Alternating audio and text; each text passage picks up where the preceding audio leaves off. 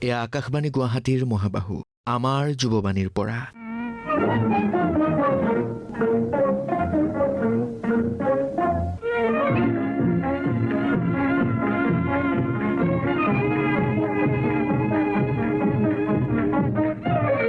নমস্কাৰ শ্ৰোতাসকল, আমাৰ যুৱবাণীৰ পৰা অনুষ্ঠানটিলৈ আপোনালোকক আদৰণি জনাইছো।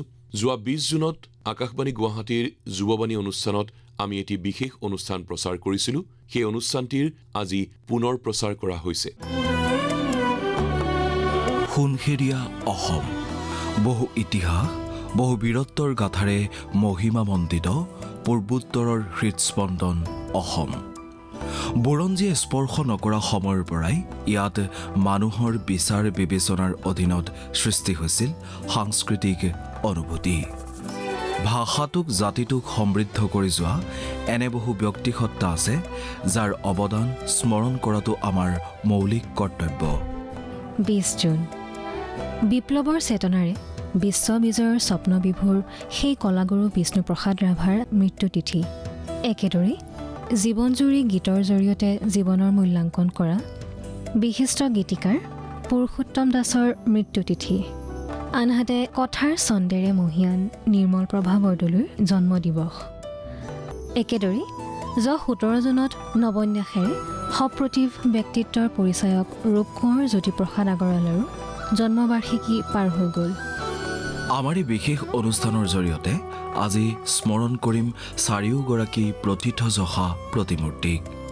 তেওঁলোকৰ সৃষ্ট গীত, কবিতা, সংলাপৰ মাজেৰে বিদাৰি চাম মহান সত্তাৰ মহানতা।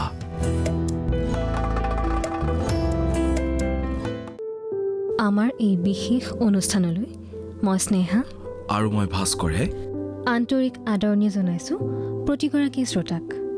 আমাৰ সৈতে আজি উপস্থিত আছে প্ৰতিভাৱান এচাম যুৱক যুৱতী। তেওঁলোকৰ জৰিয়তে এই বিশেষ অনুষ্ঠানত আমি শ্ৰদ্ধাঞ্জলি জনাম সেইসকল প্ৰাতঃস্মৰণীয় সত্তাক। আহক সংযুক্তা ফুকনৰ কণ্ঠত আমি শুনো কলাগুৰুৰ সৃষ্ট এটি গীত।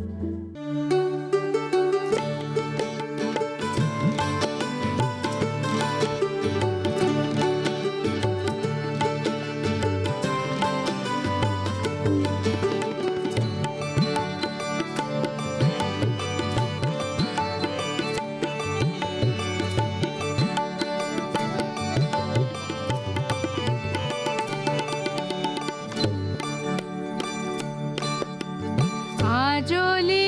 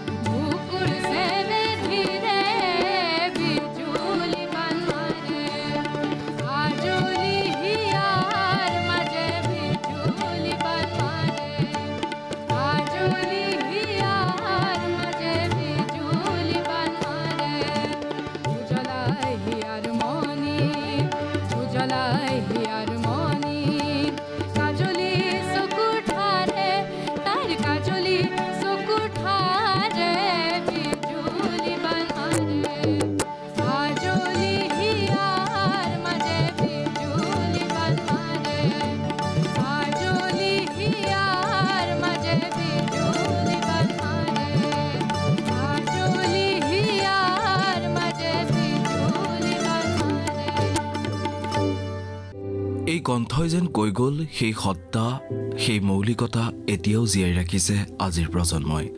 এই সাংগীতিক সুৰসমূহে আমাক প্ৰদান কৰে শব্দৰ চাতুৰ্য আৰু যাদুকৰী সুবাস। প্ৰিয় শ্ৰোতা, আমি স্মৰণ কৰিবলৈ লৈছোঁ প্ৰথিতযশা আন এক অসমীয়া পুৰুষোত্তম দাসক। আকাশবাণী গুৱাহাটীৰ প্ৰতিষ্ঠাকালৰ এগৰাকী অন্যতম যশস্বী লোক পুৰুষোত্তম দাস। আহকচোন শুনো পুৰুষোত্তম দাসৰ কথাৰে জয়ন্ত হাজৰিকাই কণ্ঠদান কৰা, জিতেন দেৱে সুৰ কৰা কাৰ ৰাতিৰ পৃথিৱীত গীতটি কণ্ঠ নিগৰাই স্মৰণ কৰিছে নিৰ্মালী দাসে।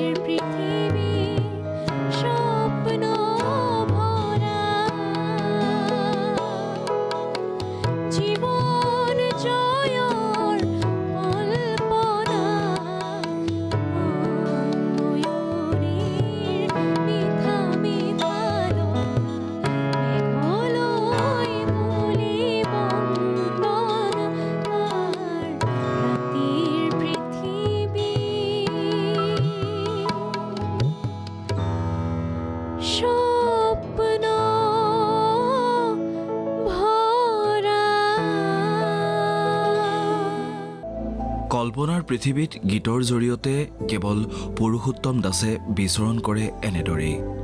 ইতিপূৰ্বে আমি জনাইছোঁ যে আজি নিৰ্মল প্ৰভা বৰদলৈৰো উপজা দিন। নিৰ্মল প্ৰভা বৰদলৈ কথাৰ কোমলতাক উজ্জীৱিত কৰে জয়ন্ত হাজৰিকাৰ কণ্ঠই। আহক সেই সুকোমলতাক আকৌ এবাৰ উপলব্ধি কৰোঁ সুকন্যা কাশ্যপ মহন্তৰ কণ্ঠত। বৰষাৰ ঋতু ভাল পাওঁ মই, প্ৰতিশ্ৰুতি আছে তাৰ, সেউজী ৰহন মাথোহিয়ে খানে শুকান গছৰ গা।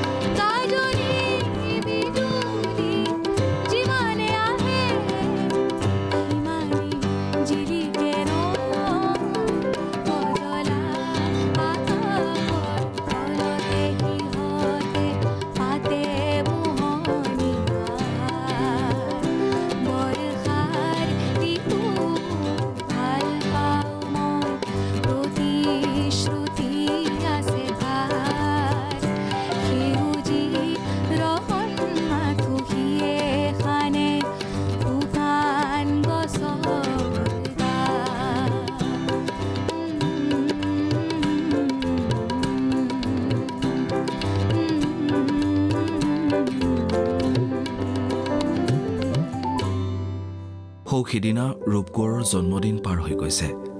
আহক এইবাৰ আমি জুকিয়াই চাওঁ জ্যোতিৰ জ্যোতিপ্ৰপাত। আগৰলাদেৱৰ কথা সুৰেৰে সমৃদ্ধ লুইতৰ আকাশত শীৰ্ষক গীতটিৰে স্মৰণ কৰিব বিচাৰিছোঁ। গীতেৰে স্মৰণ কৰিব দেমিৰাজে।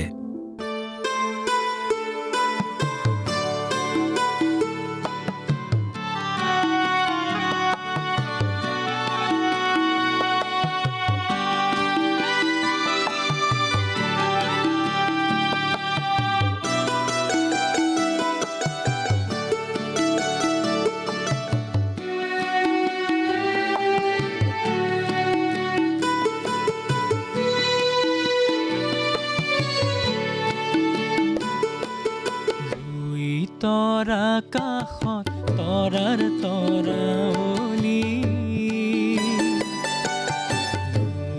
তৰা কাষত তৰাৰ তৰাৱলী, পাৰত দীপাৱলী তেজৰে মোৰ, পাৰত দীপাৱলী তেজৰে মোৰ, আইনা কান্দিবি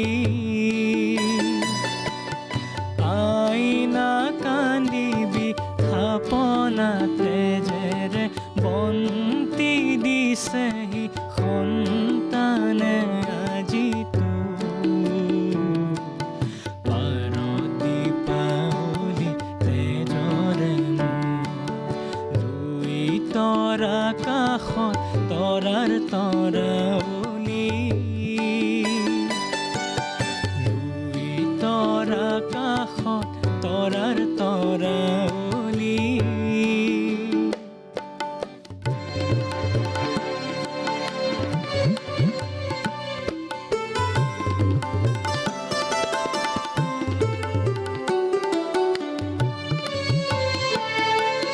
লাচিতৰ দিনৰে জ্বলা জুই কুৰা আয়নো মোৱানা লাচিতৰ দিনৰে জ্বলা জুই কুৰা আয়নো মোৱানা নতুন তেজেৰে শলিতা জ্বলিছে উজ্বলিছে ভমকা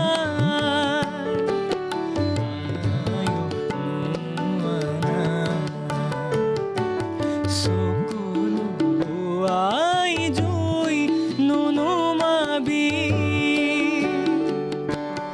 গুচক তমসাগু গুচক তমসাগু লুই তৰা কাষত তৰাৰ তৰাৱলি লুই তৰা কাষত তৰাৰ তৰাৱলি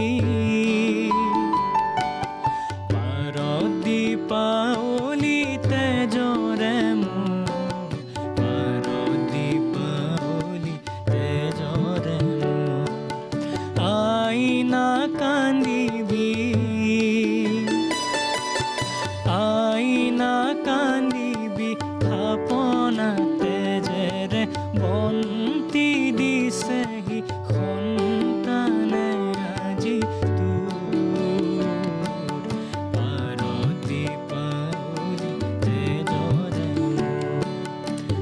লুই তৰা কাষত তৰাৰ তৰাৱলি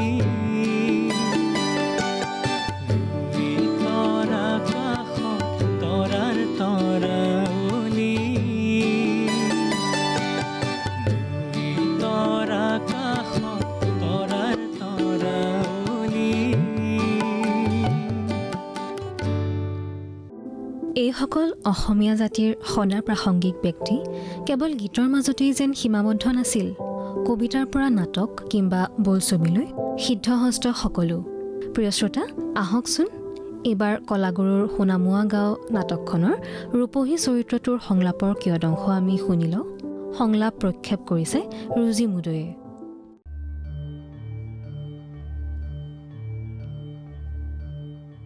শুনক দাৰোগা, শিল কঠিন হলেও শিলৰ বুকুৰ ওপৰেদি জুৰি নিজৰি বৈ যায়। পানীৰ পৰশ লাগি শিলৰ জনম হলেও শেষত সেই পানীতেই শিল তিলে তিলে ক্ষয় গৈ পমি যায়। কোনে কয় শিল কঠুৱা? কিন্তু আপোনালোক নিষ্ঠুৰ, নিৰ্দয়, নিৰ্মম। আপোনালোকৰ হিয়া শিলতকৈও টান, কঠিন। ইমান কোৱাটো আপোনালোকৰ অন্তৰত মৰম নুপুজিলে। ইয়াত দয়া চেনেহৰ সফুৰা খোল নাখালে। এয়া চাওক, এই সৰু পোনাটোক চাওক, চাওক আপোনাৰ নিৰ্মম আঘাতত তাৰ মূৰ ফাটি কি হল। ভয়ত পেপা লাগি সি কান্দিবলৈ নজনা হল। ফটা দুখৰৰ পৰা জুলুকে জুলুকে তেজ ববলৈ ধৰিছে। চাওক দাৰোগা বাবু, চাওক পুলিচ ককাইহঁত, চাওক আপোনালোকেই চাওক।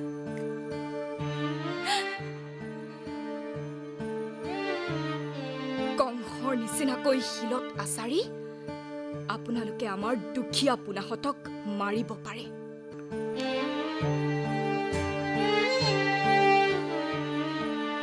কিন্তু নাভাবিব যে আমাৰ লাখ লাখ গকুলত লাখ লাখ কলিয়াৰ জনম হোৱা নাই বুলি। আপোনালোকৰ নিচিনা দুঃশাসনহতে আপোনালোকৰ ধনী চোৰাং বেপাৰী দুৰ্যোধন ককাৰ নিৰ্দেশ মতে হেজাৰ বিজাৰ দ্ৰৌপদীক অপমান কৰিছে, নিৰ্যাতন কৰিছে। হয়, নাভাবিব যে আজি লাখ বিলাস ভীম ওলাইছে। আজি অজ্ঞাত বাসত বিৰাট দেশত থাকি বিৰাট শক্তি সাধিছে। সিহঁতে ধৰ্মক্ষেত্ৰ পাতি শেষ বিৰোধৰ যুঁজ দিব। পৃথিৱীৰ বুকুৰ পৰা সকলো অত্যাচাৰ শেষ কৰিবলৈ, সকলো দুৰ্যোধনৰ উৰুভংগ কৰিব সিহঁতে। দুঃশাসনৰ বুকু ফালি ৰক্ত পি সেই তেজেৰে লাঞ্চিতা নিৰ্যাতিতা দ্ৰৌপদীহঁতৰ চুলিত খানি ৰাঙলি কৰি কলদিলীয়া খোপা বান্ধি প্ৰতিশোধ ল'ব সিহঁতে। জীৱন ককাই দেউৰ নিচিনা লাখ লাখ ভীমহঁতেই সত্যকামী সত্যযুগ প্ৰয়াসী শক্তিশালী কৃষক বনোৱা ৰাইজহঁতেই। সমসাময়িক সমাজখনৰ জীৱন্ত দলিল যেন জ্যোতি বিষ্ণুৰ এইসমূহ নাটক। সমাজখনক একত্ৰিত কৰাত এই সৃষ্টিসমূহ আছিল অন্যতম উৎস। সুৰৰ পৃথিৱীত বিচৰণ কৰোঁতে তেওঁলোকে বিচাৰি পাইছিল জীৱন জীওৱাৰ সঞ্জীৱনী সুধা। বিচাৰিছিল ফুল তৰা গান কিম্বা প্ৰেম বিচ্ছেদৰ নপুৰ ধ্বনি। শুনোচোন আহক কমল নাৰায়ণ চৌধুৰীয়ে কণ্ঠনি কৰোৱা কলাগুৰুৰ কথা সুৰেৰে সমৃদ্ধ কাৰ নপুৰৰ ধ্বনি। গীতটি গুণগুণাব ছায়েৰাণী মেলাঙে।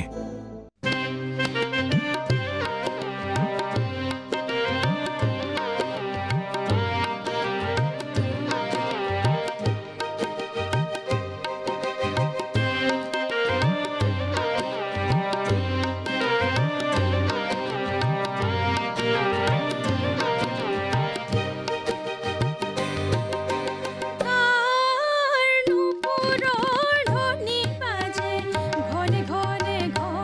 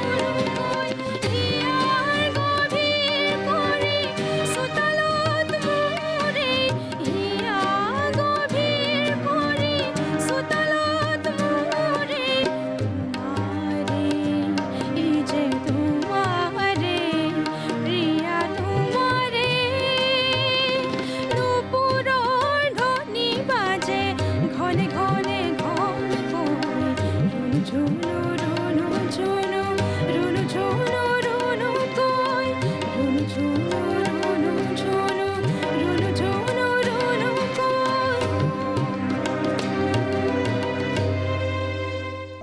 কিমান নিভাঁজ সংসাধনে আৱৰা এই গীতসমূহ তাৰ যেন লেখ নাই।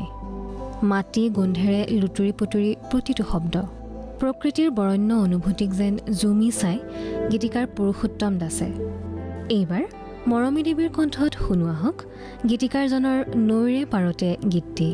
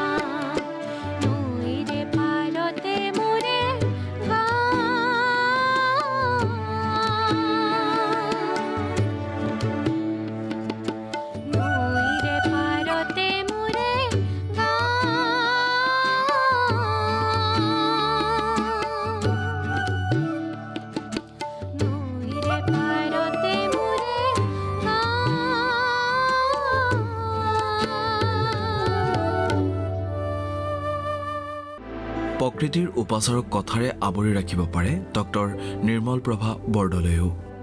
জয়ন্ত হাজৰিকাৰ সুৰ সংৰোপণেৰে এয়া আগবঢ়াইছোঁ গীতিকাৰ নিৰ্মল প্ৰভা বৰদলৈৰ গীত গধূলি আহিল। পৰিৱেশন কৰিছে উজ্জীৱিত বৰুৱাই।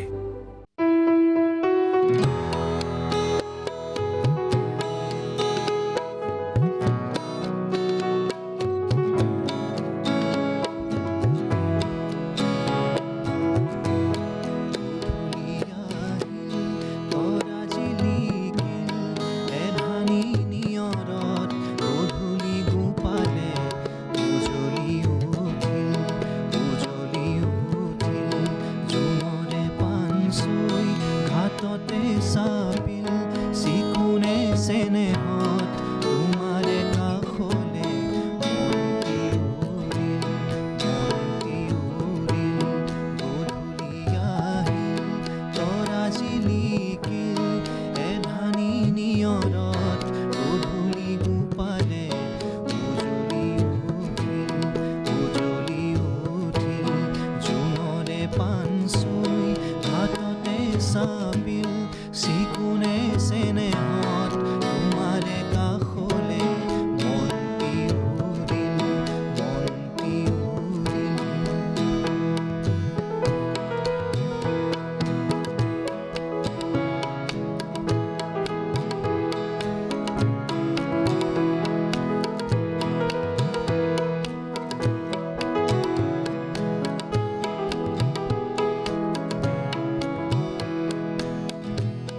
জোনা কৰে ৰাগি বতাহত বিয়পিল ফুলৰে পাহিতে তোমাৰে হাঁহিটি দেখা যেন লাগিল জোনা কৰে ৰাগি বতাহত বিয়পিল ফুলৰে পাহিতে তোমাৰে হাঁহিটি দেখা যেন লাগিল ৰিণিকি তোমাৰে মাতি পুৰণি সৰকি ৰাতিৰে বাঁহিতে শুনা যেন লাগিল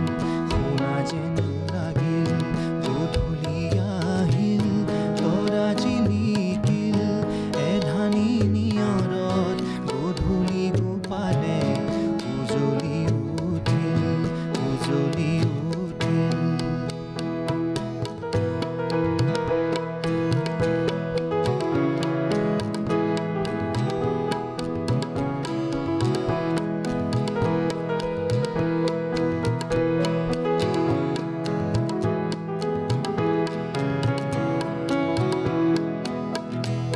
মনৰে লিহিৰি বনৰে সুহুৰি তোমাকে ধিয়াই দুজনী আগচি উৰা যে মাৰিল গধূলি আহিল তৰা জিলিকিল এধানি নিয়ৰত গধূলি গোপালে উজলি উঠিল জোনৰে পাণ চুই হাততে চাপিল চিকুনে চেনেহত তোমাৰে কাষলে মন্তি উৰিল গধূলি আহিল তৰা জিলিকিল এধানি নিয়ৰত গধূলি গোপালে উজলি উঠিল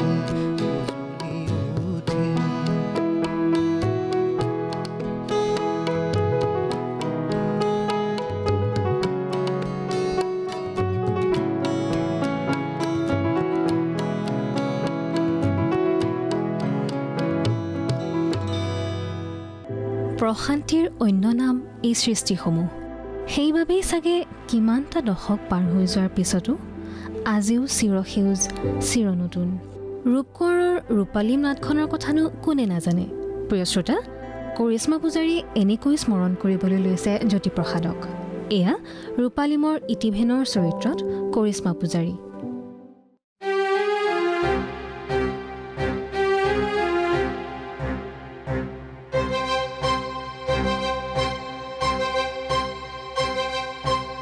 ৰুক্মী ডেকাসকল আৰু বিষয়াসমূহ আপোনালোকৰ সাহ দেখি সঁচাকৈ মোৰ বুকুলৈ আশা আহিছে যদিও আমাৰ ৰাজ্যখন সৰু তথাপিও এটা ৰুক্মী 10টা প্ৰান্তবাসীৰ সমানে যুঁজ দিব পৰা হ'ব লাগিব আজি আমাৰ ঘোৰ সংকটৰ দিন মহা দুৰ্দিন আমাৰ আগৰ প্ৰতাপ শৌৰ্য বীৰ্য সকলো জয় পৰিছে আমি আত্মৰক্ষা কৰিবলৈ অপাৰগ হৈছো আমি আমাৰ ৰাজ্য আৰু প্ৰজাক শত্ৰুৰ আক্ৰমণৰ পৰা ৰাখিব নোৱাৰা হৈছো আমাৰ দুৰ্মত টেকা নিশকতীয়া হৈছে আমাৰ গৌৰৱ ম্লান পৰি আমাৰ জাতি মৰণমুখ হৈছে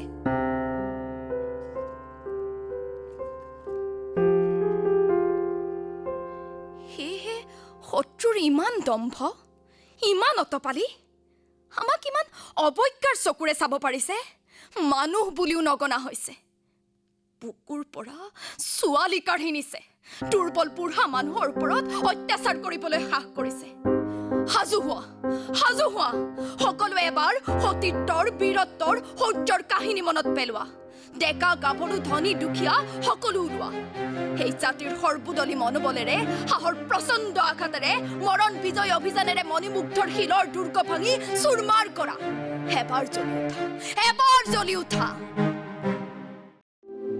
তেওঁলোক জীয়াই আছে অসমৰ আকাশে বতাহে লুইতৰ ঢৌৱে ঢৌৱে ইয়াত স্পন্দন আছে ইয়াত আছে বিস্ফোৰিত বৰ্ণালী জ্যোতিপ্ৰসাদ আগৰৱালাই চাগে সেইবাবেই কৈছিল বোৱা বোৱা অনন্ত সাগৰলৈ বৈ গৈ বিশ্বমানৰ চেতনাক গীতেৰে দিছিল উমান ভাইলিনা বৰদলৈ কণ্ঠত এয়া ৰূপ কোঁৱৰৰ বোৱা বোৱা শীৰ্ষক গীতটি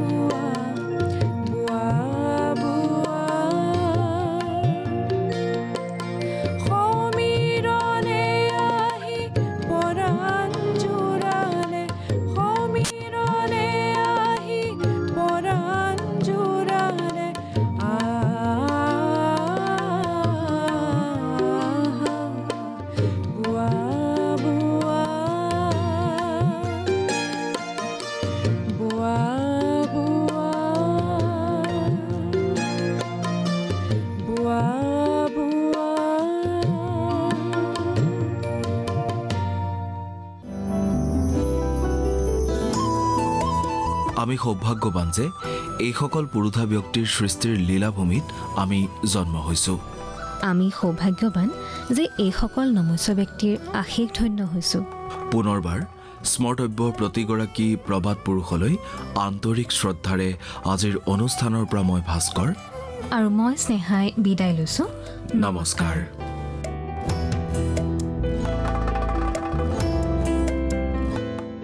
ইমান পৰে শ্ৰোতাসকলে যোৱা 20 জুনত আকাশবাণী গুৱাহাটীৰ যুৱবাণী যোগে প্ৰচাৰ হোৱা স্নেহা পাঠক আৰু ভাস্কৰ শইকীয়াই আঁতধৰা এটি বিশেষ অনুষ্ঠানৰ পুনৰ প্ৰচাৰ শুনিলে। অনুষ্ঠানটিত কীবোৰ্ডত সংগত কৰিলে ভৱজ্যোতি দাসে, তবলাত মৃণাল দাস আৰু গীটাৰত ডেমিৰাজ ডেকা।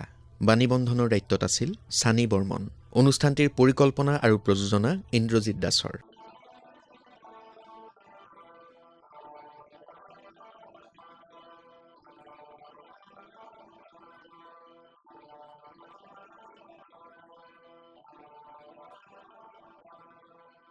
আমাৰ যুৱবাণীৰ পৰা অনুষ্ঠানটিৰ ইমানতে অন্ত পৰিল।